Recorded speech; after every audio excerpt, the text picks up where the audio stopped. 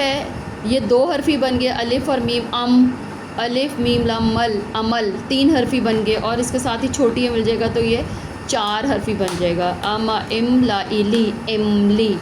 Same اسی طرح الف کی آواز کیا ہے ام، ما امی، امی۔ ای کے ساتھ تک ہم آئے ہوئے ہیں تو ما امی، ای کی یہاں پہ لکھے ساؤنڈ امی، آگے کیا آ جائے گا رے ملا دیں تو یہ کیا بن جائے گا امیر، 4 حرفی میں۔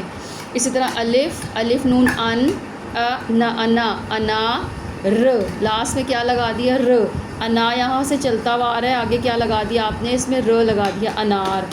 سیم پھر الف ہے انا، انا 3 حرفی بن گیا اناج، اناج،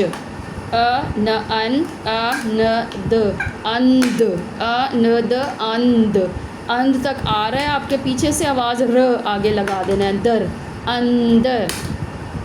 الف اور نون کے ساتھ اب کس کی باری ہے؟ دال کے بعد کی باری ہے انڈ، پھر انڈ تک پڑھیں، انڈ کے آگے لے آئے اڈا، انڈا۔ 3 حرفی میں سب کو ملا کے پڑھتے ہیں، اور جیسے ہی 4 حرفی میں آتا ہے تو 2 ورڈز توڑ دیتے ہیں، انڈا 2 آوازیں، ان کی آئی پھر کی آواز آئی۔ الف کے ساتھ اوپ،